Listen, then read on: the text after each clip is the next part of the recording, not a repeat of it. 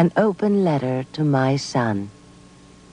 Dearest Stephen, I was under a death sentence in February of 1987 when I haltingly told you the identity of your true father. In a clear voice, as if explaining something to a child, I told you there never had been a right time. At our last meeting at the Shamrock Hotel in Houston, Texas in 1969, I begged Lyndon to acknowledge you as his son, since he was once again a private citizen and no longer an elected official governed by the polls of public opinion. But he was not willing to risk his reputation and his post-presidential image, or embarrass his official family. I was pleased with your acceptance of what I knew to have been a traumatic revelation.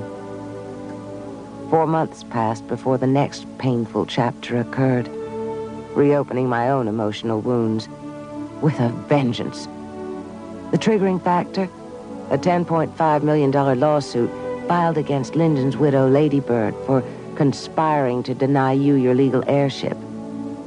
Included in your lawsuit was an affidavit from me relating a lengthy affair with Lyndon from 1948 to 1969.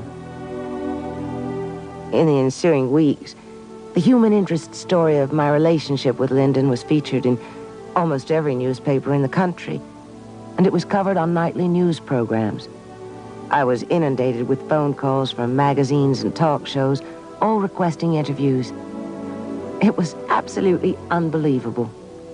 As you know, I was employed by one of Dallas's largest advertising agencies and was invited to Lyndon's senatorial victory party over Governor Coke Stevenson to honor his campaign workers.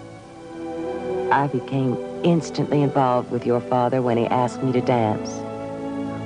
After these many years, my heart still races when I think of him. Above all, this is a true love story about your father and me, caught in a turbulent world, grasping for happiness. He wore two faces, one of a talented, inspiring leader, the other, that of an insufferable bastard. He was the most magnificent and the most manipulative person I have ever met.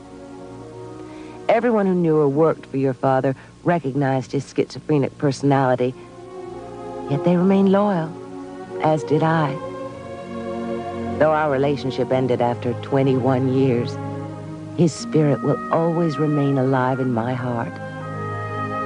We were two people who gave each other comfort, laughter, love, and most importantly, you, our son.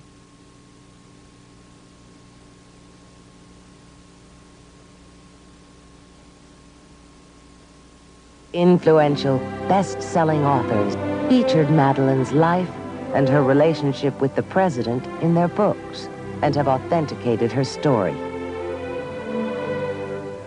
I heard about Madeline about 4 or 5 years ago, and I first met her and found her totally credible and a very, very brave lady. It takes a lot of courage to bare your soul the way she has. Yes, they did know about Madeline Brown. It was one of these gentlemanly secrets, you know. It's something that they knew about, but nobody wrote about at that time. Madeline has been frequently interviewed by the media in Europe and Japan, where there is a great deal of interest in her life. Because of the worldwide attention and news coverage, Madeline receives cards, letters, and gifts from fans in many countries. Today, Madeline is a frequent guest of conferences and symposiums on the Kennedy assassination, as she was only 100 yards away when the assassination took place, and knew many of the prominent people associated with the tragedy.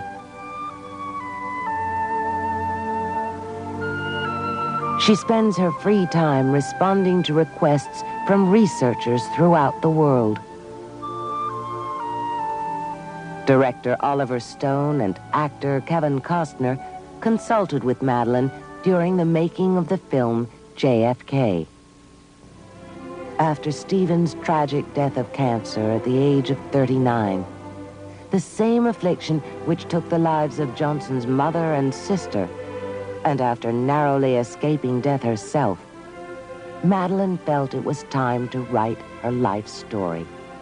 Texas in the Morning is a heartwarming story, a moving chronicle of one woman's strength and courage. Madeline's inspirational life has been an uplifting experience for millions everywhere.